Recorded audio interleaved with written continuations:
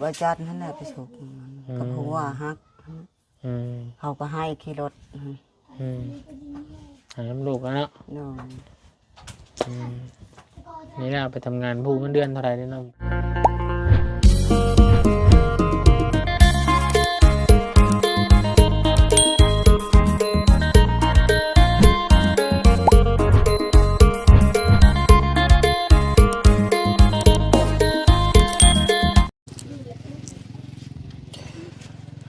มันพี่น้องเลยเนาะโอ้นั่งแม่นั่ง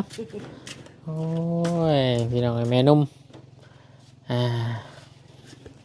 เงียบเงาบ้านนี้พี่น้องเลยเนาะบ้านเพื่อนซันลานแป้นคือว่าเย็นอย่างไปอย่างหนึ่งพี่น้องเลย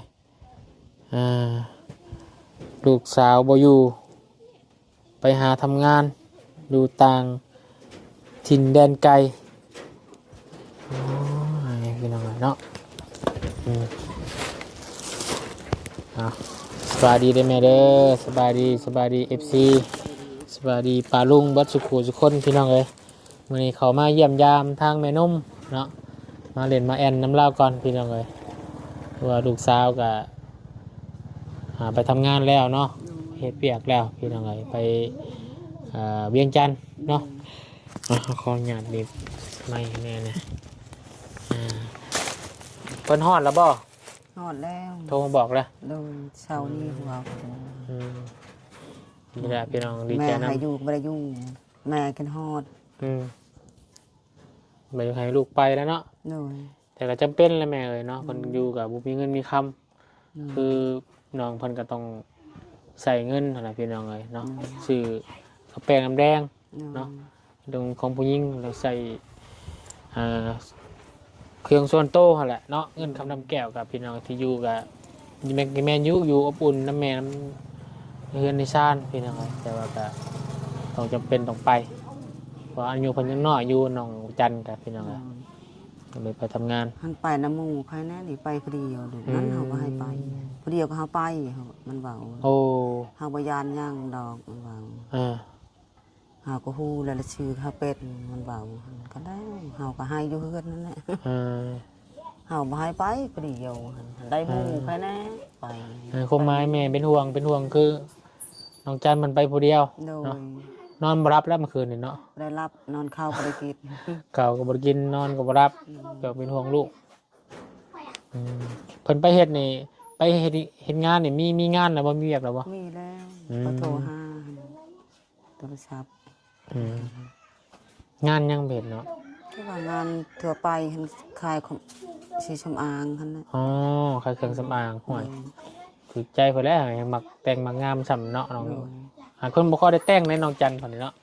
ธรรมดาอยู่นำกะมาเล่นน้ำเพิ่นกะแบบเขาค่อยงามธรรมชาตินะพี่น้องบ่ได้แต่งปานใดอยู่ในเฮือนมันขายหันกับเปรี้ยวมันนั่นเองบ่ได้อยู่ในมุง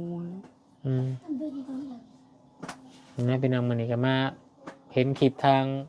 ลุงจันลงเมื่อวานนี่เอ้าเมื่อวานมาแวะอยู่เพราะว่าค่าเวียกก็เลยบ่ได้นั่งเล่นเพิ่นพาอาจารย์ไปหาแจกเครื่องแจกของแล้วก็มาเห็นเพิ่นหิวกระเป๋าที่ว่าบ่เอาให้เนาะเป๋าแสกเอ้าไปใส่เด้บาทนี่ไปใส่เนาะเห็นมาเบิ่งคลิปว่าเอ้าไปเวียงบ่ซะลูกว่าจัดนั่นแหละไปฉกกับหัวฮักเขาก็ให้ขี่รถหาน้ำลูกแล้วเนาะนี่นะไปทำงานผู้เงินเดือนเท่าไหร่ได้น้องไปอยู่แล้ว3 ล้านโอ้3 ล้านกับประมาณ5,000 บาทพี่น้องเนาะอยู่บ้านเฮาอยู่ฝั่งไทยเงินไทยเงินลาว3 ล้านก็โอเคแล้วพี่น้องสำบ้านเฮาแหละเนาะกับบริไปอยู่ทั้งอื่นทั้งไกลกับ FC เป็นคอมเมนต์อยู่คือมาหาทำงานอยู่ไทยน้องเพิ่นยังบ่มีพาสปอร์ตพี่น้องเนาะน้องเพิ่นก็ว่าบอกแนะนำเพิ่นอยู่ไปเฮ็ดเวียกอยู่ไทยนี่ก็สิมันก็จะได้เงินเดือนหลายขั้นต่ำ6 ล้านได้อยู่ไทยหัวมื้อนึงนี่พี่น้องเนาะวันละ300 400เนาะต่อมื้อนึงแสนปลายไอ้แรกเพิ่นไปทำงานอยู่นี่ก่อนเนาะยังเก็บเงินเก็บคำมาให้พาสปอร์ตไปอยู่ไทยพอไปอยู่ไทยนี่ปี1 2 ปีนี่เห็นเงินอยู่ในแม่เลยในครอบครัวในบ้านนี้มีคนไปบ่แม่มีอยู่ไปมีใบสปอร์ตมีน้องอยู่หั่น เขาก็ไป ไปพุ่นน่ะทั้งข้าวทั้งงามอะไรพุ่นได้เงินอีกแต่มันก็สิไกลบ้านเฮาแน่ไกลก็บ่เป็นหยังดอกอยู่เพิ่น แม่ ก็ ก็ยันแน่ไป ใจดี เดียว หลาย มันมีหมู่ใครแน่เนี่ยอยู่ก็อยู่ผู้เดียวนั่นแหละเฮือนบ้านเฮ็ดเวียกนั่นแม่กินหอม หน่อยกินฮอดลูกสาว ลูกสาวไปผู้เดียวบ่แม่นงานบ่อนเก่าเนาะอยู่ที่มันเป็นแม่บ้านเนาะเลี้ยงเด็กเนาะ โดนปันไม้เนี่ยนะบ้าน แล้ววันนี้ก็ไปเฮ็ดเวียกขายเครื่องสำอางอยู่ตลาดเนาะ โดน นี่แหละพี่น้องมีโอกาสไปเวียงบ่ได้โทรเล่นน้ำน้องจันเพิ่นไปแวะเล่นเนาะ ลูกก็ให้ทงกระไซหันเครื่องหันกระไป3 โมงลูกบ่จันนี่ไปชกโปวดลูกนี้ พ่อแท้เด้อบุญนี่อายุ34 ปีแหละยังบ่ได้เห็นเวียงเลยแม่เอ้ย โดน เฮานี่แหละพี่น้องเอ้ยอยู่มันนครขึ้นกับเมืองหลวงประเทศลาวก็แม่นเป็นจันทน์บุญยังบ่เคยเห็นเลย โดน เพราะว่าบ่ได้เคยไปเลยแหละวันนี้บ่แท้เลยพี่น้องเอ้ยบ่เคยไปเวียงไปแต่มีแต่ไปไทยไปพุ่นเลยแล้วก็มาแล้วก็มาอยู่สวรรค์นี่ นี่เขาว่าก็จะไปเขาว่าไปไผเฮ็ดเวียกน้องก็ไปได้ผู้เดียวแม่อยู่เฮือนหั่น ทั่วก็จะไปบ่ เขาว่าก็จะไปคือกันเขาว่าไปซอยเวียกให้แม่หันแม่ผู้เดียวหั่นแหละอยู่ในเฮือนไปชมเขานำอยู่พอหันได้อยู่เป็นขันไผไปชม แต่เราก็จะไปเนาะ โดน เพราะว่าเราพี่น้องเรากับจากวินล้นหาเงินนี่แหละเนาะคนห้างก็อยู่น้ำเงินแต่เข้าใจแม่พายุแม่แบบถ้าบ่ไปแบบไปอยู่น้ำแม่นะพี่น้องเนาะถ้าบ่ไปมันก็บ่มีเงิน ก็ว่าให้น้องก็แล้วไปตัวก็อยู่เฮือนนี่ซอยเวียกให้แม่อีกนอนจันทร์เขาไปอยู่ในเฮือนดูอย่าไปผู้เดียวบ่เขาไปเขาบ่ญาติเบาน้ำแม่เขาบ่ญาติแม่เขาไปหาเงินเขาคือทอดไปผู้เดียวนั่น แม่โทรหาเพิ่นแล้วบ่ โทษเดี๋ยวนี้แม่ไม่ได้โทษเช้า6 โมงฮั่นว่าโทรกันว่าฮอดแล้วหัวหน้าไปเอา เดี๋ยวสิลองโทรหาเพิ่นเลยพี่น้องเอ้ยน้องจันรู้จะติดหรือบ่จะบ้านนอนมาจักเดินทางคืนยำบ่ได้เปิดนิดเลย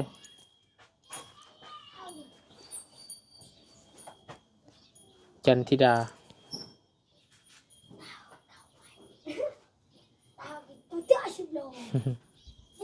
โทรบ่ได้ซ้ำแม่ ยันคลายเครื่องแล้วไปฮอดแล้ว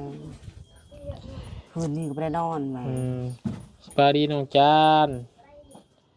มาเล่นน้ำตู้แม่เจ้าอยู่เด้อ หอดเวียงเรียบร้อยแล้วบ่ทำงานอยู่บ่ตอนนี้เฮ็ดเวียกแล้วบ่บอกทั้งแม่ตุ้ยทั้งแมวนิ่วว่าโอ้น้องหัวคิดที่แรกว่าคิดว่าน้องหัวก็ไปน้ำโทรหาทั้งแมวนิ่วเช้านี่ไอ้นุ่มไปหาไปเล่นน้ำไอ้นุ่มก่อนว่าซั่นเป็นหยังน้องจันกับน้องหัวไปเวียงแล้วว่าซั่นอ้าวว่าซั่นเราอยู่ผู้เดียวแล้วเนาะว่าซั่นทำไมตุ้ยกะ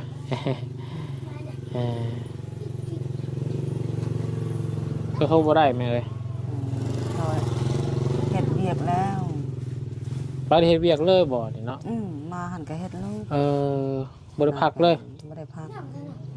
พักมีแต่2 โมงใช่ไหม1 โมงใช่ไหมขายเครื่องสำอางอะไรชุดนั่นหมูว่าบัทาก้อนไปจันบ่ต้องอยากไปเฮาก็ไปนั่นเฮา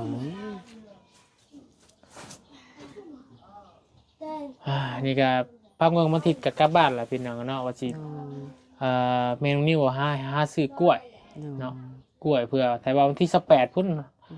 เอาที่27เดี๋ยวห่อข้าวต้ม28นี่แม่นบุญให้เฮ็ดบุญให้พ่อเฒ่าให้หัวไปเอาแน่กล้วย มีแต่ว่ากล้วยนี่เดี๋ยวเฮาซื้อเอาก็ได้ บ่ แต่ว่าไอ้ ก็ได้ ใบตองน่ะใบตองเข้ามาหอมน่ะสิแผ่บุญนำแม่นุ่มเด้อ โดย หาใบตองให้แน่ โดย เพราะว่าทางแม่ตุ้ยเอาแพรบุญนำแม่นุ่มนี่เด้อให้เพิ่นแพรไปตองให้แน่สิเอาไปห่อข้าวต้มมันไปเอาแหละหัวนี่ก็อึดโมเมนต์ตอนนี้ดอกเฮามาอีกรอบหน้าพุ่นแหละรอบนี้ยังมันยังโดนดี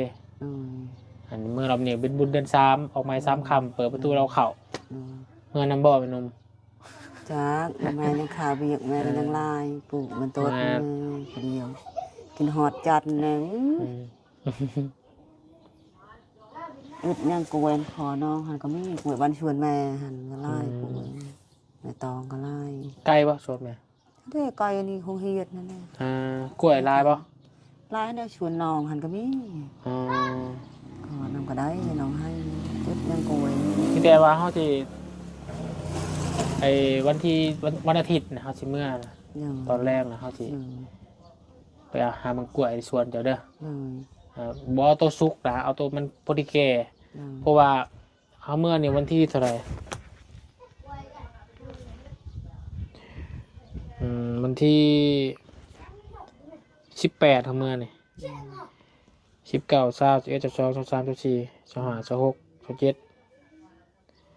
ยังอีก8 มื้อ 9 มื้อพูดสิฮอดบุญเขาเอากล้วยตัวมันบ่สุกเนาะเอากล้วยตัวมันดิบตัวแก่เผื่อมันจะหอดมือบุญเนี่ยมันถ้าเอาสุกเมื่อน่ะมันจีเละก่อนเด้แต่เฮือนน้องสาวก็มีกูเองอึดนึงเมื่อเฮ็ดบุญพี่น้องมาแผ่แม่นุ่มเพิ่นเนาะเดี๋ยวมาเล่นมาแอนน้ำแม่นุ่มเพิ่นมื้อนี้พี่น้องเนาะสิเขาจีปะเตมาให้น้องน้อยเพิ่นหมอยังซื้อลูกชายเจ้าเพิ่นน่ะทัดทั้งท่านนายอาโรไอ้ทัดพี่ลูกน่าอาโรน้องขอจีปะเตน้ำบาวนไว้พี่มานั่งพี่หน้าตาหล่อได้พี่น้องเลยเนาะนี่นั่งนี่ใส่กาบไปคือขมือใส่กาบสบายดีปะลุงล่ะสบายดีโอ้ยหน้าตาหล่อได้นี่เนาะใส่กาบตลอดไม่ได้เห็นสักปีแล้วแม่นี่ได้ใน9 ปีซ้ำน้องนิ้วซ้ำลูกปะบุญพี่น้องเลยโอ้ทรงผมไปรุ่นเนาะใช้เบิ้งเงยเบิ้งหนาเบิ้งค่ะโอ้ตาใหญ่คือพอเนาะเพราะว่าคือกันหน้าตาคือพอจันคือแม่ตาหน่อยต้องหกมันกินพอขอจีเคยกินอยู่บ่เคยมาแต่เทื่อบริเห็นน้องคนย่านนะบ้าบ่หรือว่าอายบ่ย่านอายฮะเบ้าอายแต่ย่าคนบ่มักปากแต่ผมไปใส่กับตลอดเนาะไปชั่วโมงชบมือไปลูกไม่ได้ทึกใส่กับตลอดไม่ได้อยู่ในเฮือน3 โมง 4 โมงไปใส่กับมันก็ไล่เคยถูกมันกัดตัวเนี่ยมันนูมาถืออยู่ป่ะถืออยู่ตัวลูกกิดนั่นเลย2 โตผู้ถือใส่ตลอดไม่ได้อยู่ในเฮือนที่ว่าประมาณมันจักคนประมาณมันจักฮะใส่น้ำมือหนาผ้าบาบุญไปใส่น้ำมีเด้อนี่ป่ะบุญจิพะคุณบุญจะไปเบิ่งไปถ่ายคลิปผลเอาได้เอาโน่นเนาะไกลว่าตัวไปไกลป่ะไม่ได้แกมเชฮัน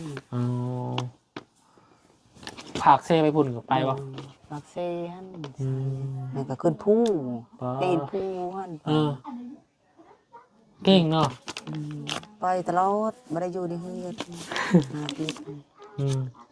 นี่ข้าวจีปะเตนี่มีใส่นี่เห็นป่ะแซ่บเลยกินข้าวแล้วป่ะกินแล้วสาวกินผักไปเยี่ยมพ่อแล้วป่ะไม่ได้ไปพ่อกับข้าไม่ใส่ผักไม่ได้ไป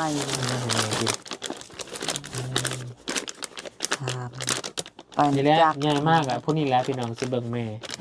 เบิ่งครอบครัวเบิ่งเพื่อนเบิ่งชาตินี่เนาะหาเมียมาเลี้ยงแม่เด้อเดี๋ยวจักปีเสียวเมียนี่นะจักปีเสียวเมียใหญ่เป็นบ่าวหาเมียมาเลี้ยงแม่เด้อนี่บ่โดยคุณบริเยียนบ่เรียนเนาะนี่ก็พักพ่อได้อะไรเรียนข้อ1 ป้าเก่าบีอยู่ปหนึ่งอยู่ เกียรติชีวิตปชอบนี่ปดึงนี่ เป็นนอนน้ำเมนุ่มปะ นอนน้ำเมาแต่นอนจนย้าย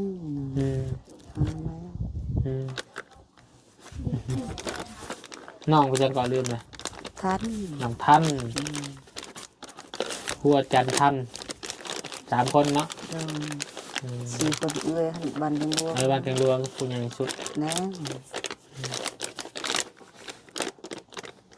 ใหญ่มากนะมิตรพูนี่แล้วเบิ่งเนาะรถล่างกับคนซื้อหายกับเบิ่งเอานอกเด้อหรือว่าเจ้าบุยูไปเห็นเวียกอยู่ไกลกับนี่เจ้าแล้วเบิ่งรถก็มีแล้วขี่ไปลมซาวแหละเบิ่งเอาหักซาเอาหมดแล้ว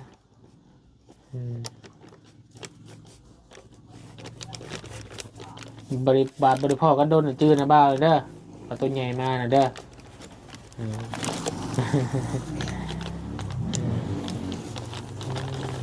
แต่ยังกินอย่างเมนูมันเนี่ย ดอกผักนั่นแหละ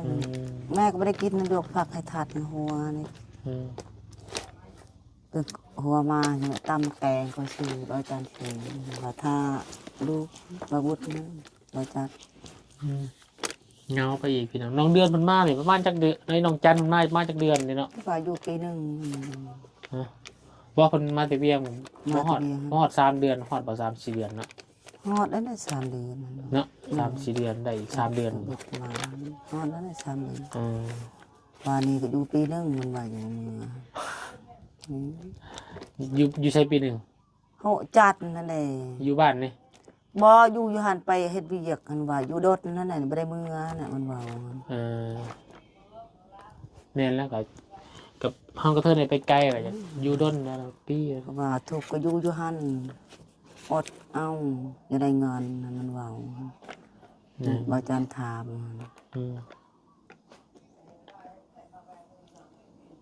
ถูกก็อดเอาแล้วเนาะเพื่อจะได้เงินเพิ่นพี่น้องเลยที่เขามาอยู่บ้านกับหักน้องคนเก่งอยู่ดอกเฮ็ดมันเฮ็ดเวียกนักตลอดเด้ปลูกมันถอนมันขึ้นมันแบบนี้เนาะไปเฮ็ดเวียกซะมันก็โอเคอยู่ทันเด้ยายมาจะไปเวียงอยู่บ่ ขับรถเนาะ ฮะยายมาจะเป็นยังลูกจะเป็นยังไง ป้าจะอายขับรถ ยายมาจะเป็นยังจะคิดเวียงยังฮะใช่นะมึง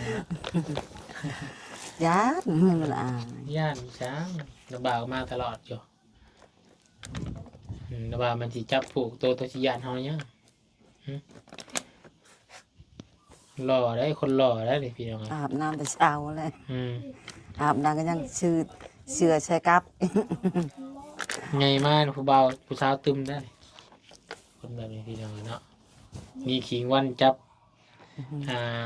ตาอีกคนมีเสน่ห์ได้เลยพอทันเรื่องตุ้มูกี่คือบอกเก่งแท้สะใส่กับกับบัทึกขบมือไป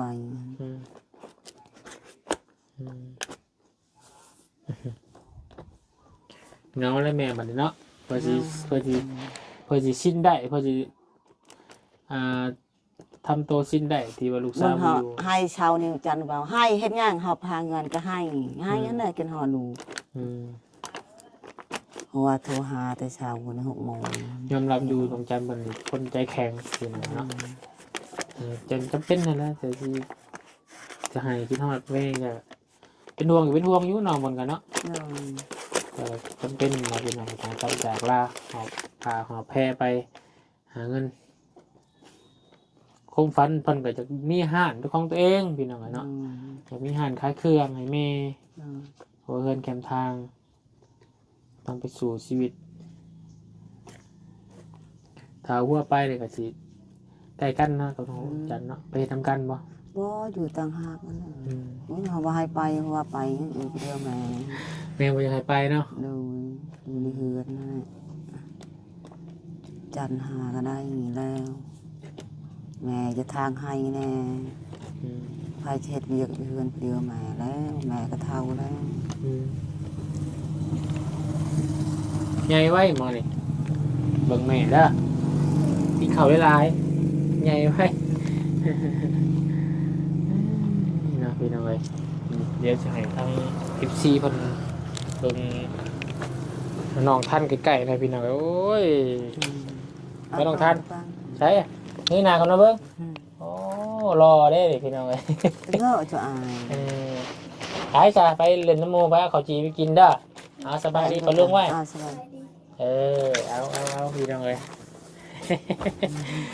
อีกบ่โดนดอกแม่เนาะประมาณ 4-5 ปีก็ซอยได้แหละแบกมันได้ละหากคนเป็นคนเตี้ยเนาะเตี้ยคือพ่อพี่น้องเลยเนาะเตี้ยแม่ก็เตี้ยเป็นคนเตี้ย9 ปีก็ยังอยู่พี่น้องเลยเป็นคนห่างสัตว์เนาะ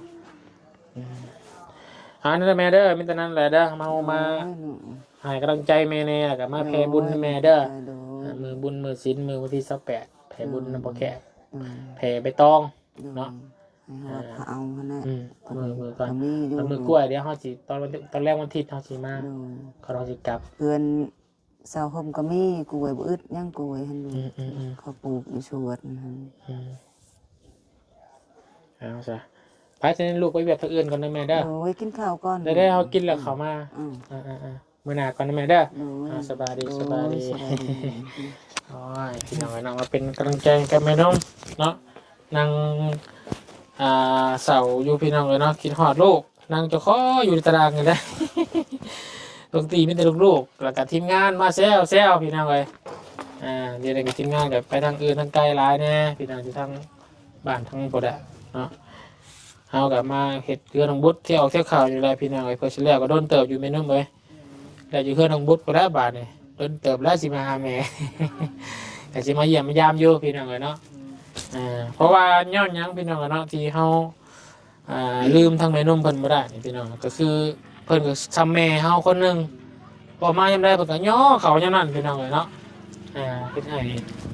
เฮาลืมบ่ได้พี่น้องกูที่หาข้าวหาน้ำเฮากินเนาะไปได้แม่เด้ออยู่ดีไม่แห้งเด้อโดยไปซะโอเคพี่น้องเลยเนาะเดี๋ยวเพิ่นสิเดินทางไปเวียดทางอื่นก่อนเนาะมีหลายบอลไปอยู่พี่น้องเลยเนาะเก็บงานเดี๋ยวจังว่ากันอีกทีนึงไปพี่น้องอยู่ดีไม่แห้งเด้อสบายดีพี่น้องเลย